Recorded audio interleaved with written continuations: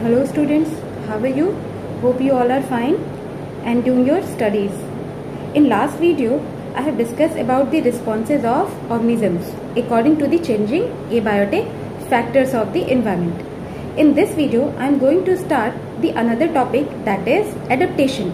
Means how any organism used to survive successfully in particular condition or particular environment. Okay, so let us start the class. So students, in previous video we have studied about the responses of organisms according to the abiotic factor.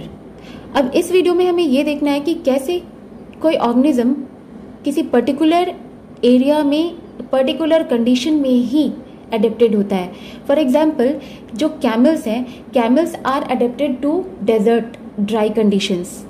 Polar bears are adapted to colder regions. तो ये adapted जो word है, adaptation क्या है? Exactly adaptation जो है, it is a quality of an organism और ability of an organism that helps the organism to survive and reproduce in its habitat. Means अपनी हैबिटेट में किसी ऑर्गेनिज्म को आसानी से रहने और आगे रिप्रोड्यूस करके अपनी जनरेशन को बढ़ाने में जो एबिलिटी या क्वालिटी हेल्प करती है, उसे हम कहते हैं adaptation. Now we will see some examples of adaptation which is important from the exam point of view. The first is adaptation in kangaroo rat. तो ये जो kangaroo rat है, they are found in North American deserts. And the interesting fact about them is that they don't drink water. Then how they fulfill their requirement of water? वो पानी की जो requirement है वो कैसे पूरी करते हैं? The first thing which occurs in them is the oxidation of fat. ये जो फैट ऑक्सीडेशन होता है, मीन्स ब्रेकडाउन जो होती है उनकी बॉडी में फैट की, it produces carbon dioxide and water. और ये जो वाटर रिलीज हो रहा होता है फैट ऑक्सीडेशन से, ये काफी होता है कंगारू रैट के जो भी वाटर के रिक्वायरमेंट है उसको फुलफिल करने के लिए. दूसरी चीज ये करते हैं, they conserve water by releasing very concentrated urine. Means ये जो एक्सक्रीटरी प्रोडक्ट रिलीज कर रहे होते हैं उसके लिए बहुत ही मिनिमम वॉल्यूम वाटर का यूज करते हैं. और ये जो कैरेक्टरिस्टिक्स है ये हेल्प करते हैं कंगारू रैट को आसानी से डेजर्ट में एडेप्ट करने के लिए, वहां पर सक्सेसफुली जिंदा रहने के लिए. The next example is adaptation in desert plant. Desert plant में क्या होता है? सबसे पहली जो कैरेक्टरिस्टिक होती है डेजर्ट प्लांट की, वो तो होती है थिक क्यूटिकल. मीन्स वैसे तो प्लांट्स के लीव्स के ऊपर, सभी प्लांट्स के लीव्स के ऊपर लेयर ऑफ क्यूटिकल जो है वो प्रेजेंट होता है, बट जो डेजर्ट प्लांट्स होते हैं उनमें ये जो क्यूटिकल का लेयर है वो काफी थिक होता है. और ये थिक क्यूटिकल होने की वजह से जो स्टोमेटा है वो इस लेयर के अंदर क्या होता है, एम्बेडेड होता है, कवर्ड होता है. और इस रीजन से जो ट्रांसपिरेशन का रेट है डेजर्ट प्लांट में वो काफी लो होता है. And this low transpiration rate use to conserve water for the desert plant. Now second is CAM cycle. CAM cycle is full form क्या है इसका? हमने ये पढ़ा हुआ है फोटोसिंथेसिस में, Crassulacean acid metabolism. We have already studied this in 11th class in chapter photosynthesis. And if you remember, this cycle causes the closing of stomata during daytime in desert plants. क्योंकि daytime में जो है सन की वजह से काफी ज्यादा temperature होता है, और अगर उस वक्त स्टोमाटा जो है वो ओपन रहे तो ट्रांसपिरेशन का रेट बहुत ज्यादा होगा. इसी वजह से डेजर्ट प्लांट्स में एक कैरेक्टरिस्टिक होती है, एक साइकिल चल रहा होता है, कैम साइकिल, और ये जो है स्टोमाटा को दिन में क्लोज रखता है. And this reduces the loss of water through transpiration. Next adaptation in desert plant is modification in leaves and stem. In desert plants like Opuntia, leaves are converted into spines, and due to this there is no stomata in leaves. And since there is no stomata in leaves, this decreases the rate of transpiration, and if rate of transpiration will be decreased, then loss of water will be also reduced. And the another modification is the stem modification. Now stem in desert plants looks thick and fleshy, और ये जो fleshy thick stem है, they used to store water. वो water को क्या करते हैं, store करते हैं for the use of plants, and these all characteristics of desert plant helps them to adapt easily in the dry desert condition.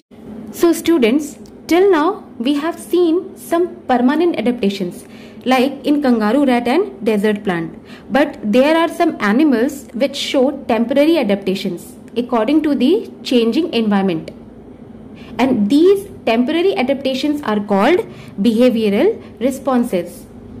जैसे कि desert lizard, these desert lizard during cold temperature और cold conditions, जब इसके body temperature जो है वो comfort zone से नीचे आनी शुरू होती है, तो अपने बॉडी टेम्परेचर को मेंटेन करने के लिए they use to bask in the sun, they come out under the sun and absorb heat from the sun, right. अब ये तो बात हुई विंटर की, मीन्स कोल्ड कंडीशंस की, बट अगर टेम्परेचर बढ़ने लगे उनके आसपास, डेजर्ट लेजार्ड्स के आसपास के एनवायरनमेंट में जब टेम्परेचर बढ़ने लगता है, तब वो अपनी बॉडी टेम्परेचर को मेंटेन करने के लिए कैसा बिहेवियरल रिस्पॉन्स दिखाते हैं? They use to move into the shade और they use to move inside the burrows present in the soil. Means वो या तो छांव में चले जाएंगे या फिर कुछ ऐसे स्पीसीज होते हैं जो सॉइल के अंदर जो होल्स बने होते हैं, जो ब्यूरोज होते हैं, वहां पर चले जाते हैं to escape from the heat. तो ये जो सारे कैरेक्टरिस्टिक्स थे या फिर ये जो सारे एडेप्टेशंस थे, these are the behavioural changes, and these behavioural changes helps desert lizard to adapt according to the environmental changes. Okay. Next adaptation is in mammals found in colder region. The first adaptation we will study under the Allen's rule. Allen was an American geologist and his full name is Zoel Asaph Allen. According to Allen's studies, he found that mammals of colder climates have generally very shorter ears and limbs to minimize their heat loss. जो mammals colder reason में होते हैं, एलेंस की study के according उन्होंने देखा कि जो एक्सट्रीमिटीज होती हैं उनकी बॉडी की, मीन्स जो हाथ पैर, नोज, ईयर, ये काफी छोटे छोटे होते हैं। फॉर एग्जाम्पल पेंगुइन जो है उसके जो हाथ पैर है, मीन्स उसकी जो लिम्स है वो काफी शॉर्टर होती है और एक्सटर्नल ईयर्स तो होते ही नहीं है, जिसकी वजह से जो हीट लॉस है उसकी बॉडी से बहुत ही कम हो रहा होता है। ऐसे भी आपने देखा होगा विंटर सीजन में हमारी बॉडी की जो एक्सट्रीमिटीज होती है, मीन्स नोज, ईयर्स, लेग्स के जो फिंगर्स होते हैं या फिर हैंड के जो फिंगर्स होते हैं, वो काफी जल्दी ठंडी होती है। So for adapting better in colder region, mammals have shorter ears and limbs. Other adaptation which is found in the mammals of colder region is presence of thick layer of fat below their skin, and this thick layer of fat which is present below their skin is called blubber. For example, in polar bear, in aquatic mammals found in the polar seas like seals, ये जो animals होते हैं इनकी skin के नीचे एक layer fat का बहुत ही थिक लेयर होता है, and this thick layer of fat acts as an insulator, and this insulator reduces the loss of body heat, and these characteristics or these adaptations helps mammals present in colder region to survive there easily. Now we will see adaptation in humans at higher altitude. Higher altitude means hilly areas. आप में से कई ऐसे होंगे जो ऐसे hilly areas में गए होंगे, जैसे मसूरी, मनाली, मानसरोवर। तो आप जैसे जैसे इन हिली एरियाज में हायर एल्टीट्यूड पे बढ़ते हैं, मीन्स ऊंचाई पे बढ़ते हैं, you may feel like you are getting sick. जैसे कि आपको फील होने लगेगा आपको हेडेक हो रहा है, वोमिटिंग सी फील हो रही है, अनईजी फील हो रहा है, सांस लेने में दिक्कत हो रही है, हार्ट बीट तेज हो गई है। ये सारे जो सिम्टम्स हैं ये कहलाते हैं एल्टीट्यूड सिकनेस। अब ये एल्टीट्यूड सिकनेस क्यों होता है? जैसे जैसे आप ऊंचाई पे बढ़ते हैं आपको ऐसा क्यों लगता है कि आप बीमार हो रहे हैं? इसके कुछ रीजंस हैं। हायर एल्टीट्यूड पे जो एटमॉस्फेरिक प्रेशर होता है वो बहुत ही लो होता है। दूसरी चीज जो होती है वो वहां पर ऑक्सीजन लेवल भी काफी लो होता है कंपेरेटिवली। जो हम लोग प्लेन्स में रहते हैं, मीन्स जो हम इस एरिया में रह रहे हैं, जो प्लेन्स में रहने वाले लोग हैं, कंपेरेटिवली जितना ऑक्सीजन हमें यहाँ मिल रहा है, हिली एरियाज में इतना ऑक्सीजन लेवल नहीं होता। लो ऑक्सीजन लेवल की वजह से जो हमारी बॉडी में हीमोग्लोबिन होता है उसकी जो ऑक्सीजन से बाइंडिंग की एफिनिटी होती है, मीन्स ऑक्सीजन से जुड़ने की जो ताकत या इंटेंसिटी होती है वो भी कम हो जाती है हिली एरियाज में।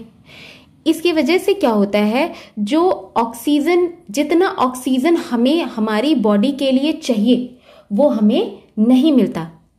पर ये जो एल्टीट्यूड सिकनेस है ये बहुत लंबे वक्त के लिए नहीं होता, मीन्स ये बहुत परमानेंट नहीं होता, ये टेम्पररी होता है। अगर माइल्ड सिकनेस है तो ये 24 आवर्स में ही ठीक हो जाता है, और थोड़ी सी अगर ज्यादा प्रॉब्लम हुई है तो ज्यादा से ज्यादा 3 दिन, 3 days, it will take 3 days to get comfortable. तो ये कैसे ठीक हो जाता है, वहां रहते रहते हमारी बॉडी जो है एडजस्ट करना शुरू करती है, एडेप्ट करना शुरू करती है, और उस एडेप्टेशन में, उस एडजस्टमेंट में सबसे पहली चीज जो होती है वो होती है increase in the RBC production. हमारी बॉडी में आरबीसी का जो प्रोडक्शन है वो तेज हो जाता है और ज्यादा हो जाता है, जिसकी वजह से हीमोग्लोबिन जो आरबीसी में ही होता है उसके नंबर्स भी, उसकी काउंट भी इंक्रीज हो जाती है। इस वजह से ज्यादा ऑक्सीजन जो है हीमोग्लोबिन से बाइंड कर पाता है और हमारी बॉडी को उतना ऑक्सीजन मिल पाता है। दूसरी चीज ये होती है कि जो हमारी ब्रीदिंग रेट होती है, मीन्स सांस लेने की जो रफ्तार होती है वो भी बढ़ जाती है, ताकि हम एटमॉस्फेयर में से ज्यादा ऑक्सीजन एब्जॉर्ब कर सके या फिर ले सके, जो कि हमारी हीमोग्लोबिन जो है बॉडी की उससे बाइंड करे और हमारी बॉडी की ऑक्सीजन की रिक्वायरमेंट को फुलफिल कर सके। ओके, अब इससे एक क्वेश्चन ये बनता है कि हम जो प्लेन्स में रहते हैं, हम जब हिली एरियाज में जाते हैं तो इतनी प्रॉब्लम्स फेस कर रहे हैं, why animals and humans living permanently in higher altitude have no problems? क्यों उन्हें ऐसी प्रॉब्लम नहीं होती? उनमें एक बहुत ही इंपॉर्टेंट एडेप्टेशन या एडजस्टमेंट कहे या फिर एडेप्टेशंस होती है। उनमें प्रेजेंट होता है high count of haemoglobin, means उनकी ब्लड में हीमोग्लोबिन हम लोगों की कंपैरेटिवली काफी ज्यादा होता है, जो उन्हें हेल्प करता है लो ऑक्सीजन लेवल में भी आसानी से रहने में। Students, this is all about adaptation and this completes one part of this chapter. In next video I will start the other part of this chapter, that is population. Till then, stay home, stay safe, use mask and always maintain social distancing. Have a nice day.